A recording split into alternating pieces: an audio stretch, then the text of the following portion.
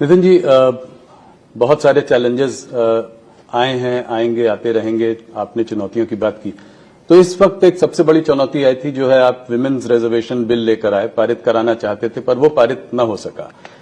देखिए, पारित न हो पाने का कसक हम लोग के लिए इसलिए है कि हम लोग आधी आबादी को, देश की माता बहनों को, माननीय प्रधानमंत्री जी के कार्यकाल को देखिए तो उन्होंने सुरक्षा, सम्मान, स्वाभिमान और अब हिस्सेदारी की बात की। तो इस 3 बड़े स्फेयर के बाद एक बड़ा मौका था उनको हिस्सेदारी देने का। लेकिन हम को दुख इस बात का है कि हम इस देश की माता बहनों को उसकी हिस्सेदारी समय पर नहीं दिला पाए। वो तो तय है, भारतीय जनता पार्टी जब संकल्प किया है, और मोदी जी की यूएसपी भी रही है कि उन्होंने किसी चीज को संकल्प किया है तो उसको पूरा किया है। हम सबकी इच्छा थी कि 2029 के चुनाव के पहले हम महिलाओं को एक बड़ा हिस्सेदारी में जोड़ पाए, और कहीं ना कहीं आज आधी आबादी को अगर हम इतने बड़े लोकसभा में इतने संख्या में, विधानसभा में इतनी संख्या में लाते हैं, तो एक सामान्य महिला का लीडरशिप इतनी बड़ी संख्या में जब निकल के आएगा तो निश्चित रूप से निर्णय की भूमिका में महिलाओं की प्राथमिकता नजर आएगी। लेकिन विपक्ष का दुर्भाग्य है कि उन्होंने अच्छी चीजों के लिए भी कभी सकारात्मक सोच नहीं। मोदी का विरोध करते करते वो लोग यहां तक पहुंच गए कि देश की आधी आबादी माता बहनों के विरोध में खड़े हो गए। तो ये टाइमिंग के बारे में कुछ बताएं, इस वक्त लायक क्यों? इलेक्शन के बाद भी आ सकता था। ये ऑब्वियस बात है कि हम लोगों ने इसके लिए 2-3 महीने से तैयारी की है, कोई आज की तैयारी करके नहीं लाया है। और दूसरी बात है कि ये तो स्पष्ट था जब हमारा बिल पास हुआ था उसी समय कि हम 2026 में ही इसके फ्रीजिंग कैपिंग को हटाने के बाद हम लोग करेंगे, और आज वो समय आ गया था। तो मेरा ये मानना है कि परिस्थितियां, ऐसे कई बार चुनाव आते हैं, कई राज्यों के चुनाव होंगे और उस समय पार्लियामेंट भी चलेगा। यूपी का चुनाव होता है उस समय, तो क्या पार्लियामेंट के डिसीजंस नहीं होंगे क्या? ये जो लोग हैं, कितने बार चुनाव प्रचार में राहुल गांधी जी और प्रियंका जी असम गई, पुडुचेरी गई, कितना गई? उससे ज्यादा तो कार्यक्रम मेरे प्रधानमंत्री जी, मेरे गृह मंत्री जी कर रहे हैं। तो अगर उनकी व्यस्तता नजर आती तब ना समझ में आता। वो तो केवल इसको टालना चाहते थे और विषय पे, एजेंडे पे भी डिबेट नहीं कर पा रहे थे। तो आपने तैयारी की बात की, तो ऑपोजिशन का कहना है कि कोई सलाह मशवरा नहीं किया, कोई उनसे विचार विमर्श नहीं किया, और इसको जो है सीधा ले आके उसको जल्दीबाजी में निकालने का वो विपक्ष अपने अंतरात्मा से पूछे कि उनसे बातचीत हुई कि नहीं हुई, ये उनको बताना चाहिए। लेकिन मेरा ये मानना है, एक सरकार होने के नाते हमारी जो भूमिका है कि हम सबको लेके चले। हम हमेशा मानते हैं कि विपक्ष भी सरकार का अंग है और उसके साथ समन्वय करके काम करना निश्चित रूप से हमारी प्राथमिकता रहती है। तो पहले बातचीत की थी आपने? निश्चित रूप से उसके कई दौर के बातचीत जो होते हैं उसमें सारी पार्टियों से, कांग्रेस से, समाजवादी से। देखिए, जो प्रक्रियात्मक बातचीत होती है निश्चित रूप से प्रयास किया गया।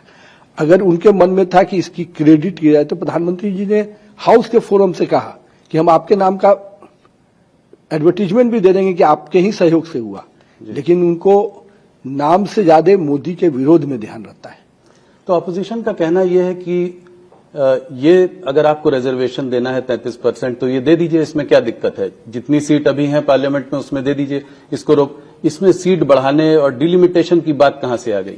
डिलिमिटेशन को लेकर पहले आप है कि डिलिमिटेशन पर गृह मंत्री जी ने हाउस के फ्लोर पे कहा। ये डिलिमिटेशन किसका बनाया हुआ है? ये उन्हीं का बनाया हुआ चीज है। क्या उनको अपने बनाए हुए कानून पे भरोसा नहीं है? क्या उस कानून के, जब उन्होंने अपने समय में किया डिलिमिटेशन, क्या वो कानून के उन मापदंडों में कोई लूप होल था क्या? अगर लूप होल था तो आपने उस समय क्यों नहीं चेक किया? और आज हम कह रहे हैं कि आप ही के बनाए हुए डिलिमिटेशन से हम आगे बढ़ना चाहते हैं, और आज बढ़ते तो हमारी आधी आबादी को अधिक संख्या में हम हिस्सेदारी दे रहे थे। आज अगर हो जाता तो देश भर के सभी राज्यों में, और 800 से अधिक में वो तो 33%, उसकी कितनी संख्या में महिलाएं आती।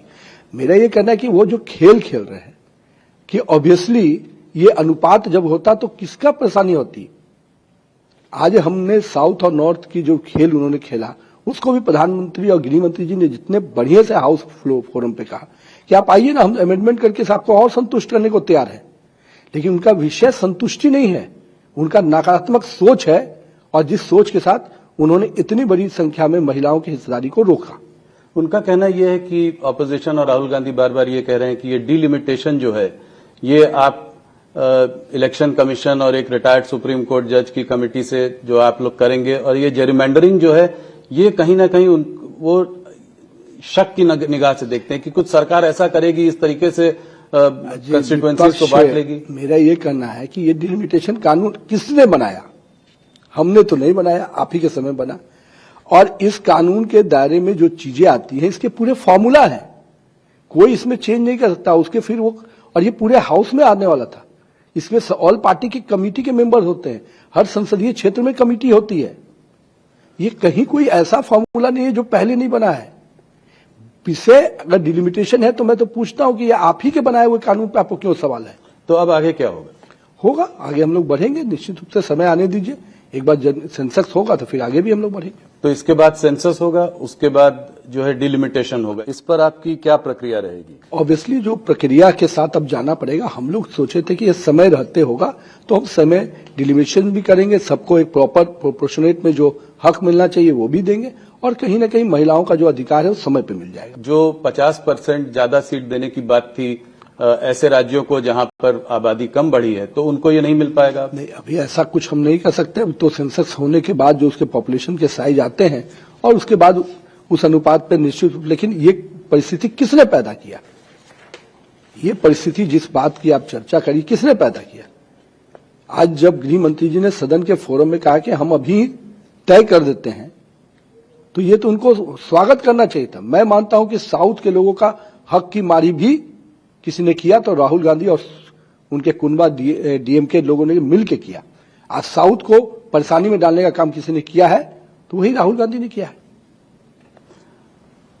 5 राज्यों के चुनाव चल रहे हैं, 4 राज्य और पुडुचेरी। मैंने कहा कि थोड़ा सा हम लोग कलकत्ते में बैठे हैं तो इस पर चर्चा की जाए। कैसे देख रहे हैं माहौल को? क्या आपका आकलन है, क्या होगा इन 5 राज्यों में? देखिए, 5 राज्यों की स्थिति अलग अलग है, लेकिन मैं मानता हूं कि इस बार भाजपा के लिए और बेहतर सिचुएशंस है सभी राज्यों में। असम, पुडुचेरी में निश्चित रूप से हमारी सरकारें रिपीट करेंगी, कहीं इसमें कोई दो राय नहीं है।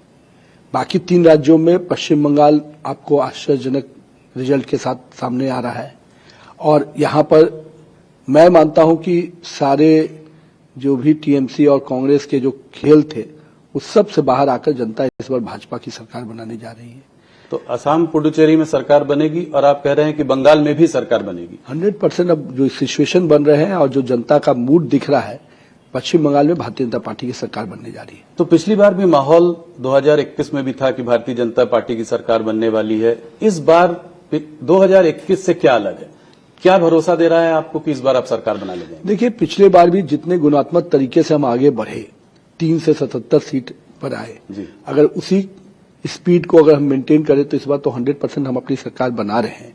जहां तक अनुभव की बात आप कह सकते हैं, जनता कार्यकर्ता का एक जो माइंडसेट दिखता है और आम आदमी का जो रिस्पांस दिख रहा है कार्यक्रमों में, रोड शो में, गति बैठकों में, कहीं ना कहीं वो स्पष्ट है कि इस बार टीएमसी की जो अनारकी रही, जो गुंडागर्दी रही, करप्शन रहा, बांग्लादेशी घुसपैठ से आम आदमी त्रस्त है, तो ये सारे मुद्दे निश्चित रूप से टीएमसी के पूरे अगेंस्ट जा रहे हैं और भारतीय जनता पार्टी इन मुद्दों की लड़ाई लड़ी है, तो निश्चित रूप से अग्रणी रूप से हम इसमें आगे बढ़ेंगे।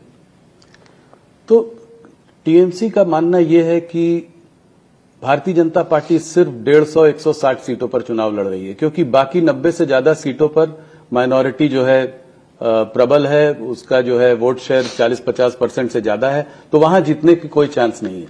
तो इस बार आप हिंदू वोट कंसोलिडेशन देख रहे हैं, इस लेवल पर देख रहे हैं कि आपको बहुमत मिल जाएगी? देखिए, हम तो 294 सीट पे चुनाव लड़ रहे हैं जी, ठीक है। उनके आंकड़े किस प्रकार से वो कैलकुलेट करते हैं वो उनकी पार्टी की रणनीति होगी, लेकिन हम तो देख रहे हैं कि इस बार अगर हिंदू कॉन्सेंट्रेशन से ज्यादा पश्चिम बंगाल की जनता बांग्लादेशी घुसपैठ के विरोध में है, और उसमें चाहे हिंदू कॉन्सेंट्रेशन कहिए या आम नागरिक जो पश्चिम बंगाल का है, जो भी लंबे समय तक यहां रह रहा है, वो निश्चित रूप से बांग्लादेशी घुसपैठ के विरोध में है। और इसको जिस प्रकार से संरक्षण ममता दीदी ने दिया है, इससे पूरे आम आवाम में इसके प्रति रोष है, रिएक्शन है, और उसका प्रकटीकरण चाहे हिंदू कॉन्सेंट्रेशन के रूप में आप देखिए या आम पश्चिम बंगाल के लोगों के समर्थन को देखिए। तो एसआईआर, टीएमसी का मानना है कि ये 2 फैक्टर हैं जो कि पूरा एक इंस्टीट्यूशनल तरह का कैप्चर हो गया है। इलेक्शन कमीशन आपके साथ है, सीबीआई ईडी की रेड्स तमाम चारों तरफ चल रही हैं और उनके समर्थकों पर चल रही हैं, भारतीय जनता पार्टी के समर्थकों पर नहीं चल रही, तो उनके तमाम ये चल रहा है। और एसआईआर के रहते 90 लाख से ज्यादा वोट कट चुके हैं, तो इसका बेनिफिट क्या आपको मिल रहा है एसआईआर का, जो 90 लाख वोट? पहले ये समझिए कि 90 लाख में से 30 लाख ऐसे लोग हैं जो थे ही नहीं, तो निश्चित रूप से क्या उन लोगों का फर्जी वोट देने का अधिकार दे दिया जाए? और बाकी जो 60 लाख जिसके डिमार्केशन हुए, बाकी चीजें हुई, 92 लाख टोटल जो है, सबसे महत्वपूर्ण बात यह है कि दीदी के ही प्रशासन के डीएम एसडीओ है ना जी, तो आपके प्रशासन के डीएम एसडीओ ने फाइंड आउट करके अगर 92 लाख दिया तो ये तो आपके मशीनरी का है। कहां इसमें इलेक्शन कमीशन आ रहा है? इलेक्शन कमीशन की कोई भी मशीनरी जिला प्रशासन और स्थानीय प्रखंड से आती है, कोई उसकी अपनी मशीनरी नहीं होती है। अब उस मशीनरी ने ही 92 लाख डिलीशन के लिए अगर आगे प्रस्ताव बढ़ाया तो इसमें दीदी को बेचैन क्यों होना चाहिए? और 92 लाख अगर जा रहे हैं तो उसके अगेंस्ट तो आप कहां कहां दरवाजा नहीं खटखटाई, वहां से भी क्या जवाब मिला? आप क्यों वैसे लोगों की चिंता कर रही थी जो यहां है ही नहीं? क्या मंशा थी आपकी? तो आप क्या कहना चाह रहे हैं कि जो लोग यहाँ थे ही नहीं, जो इसमें आए हैं, उनका वोट ये लोग फर्जी डाल रहे थे? अरे कह नहीं रही, यही तो बात है, यही चीज की वकालत कर रही है दीदी, जो लोग है नहीं उनके वोट की वकालत। ये तो कहीं ना कहीं आम आदमी को समझ में आने वाली बात है कि उनकी वकालत जो है नहीं, ये किस उद्देश्य से किया जा रहा है? मंशा स्पष्ट नजर आ रही है।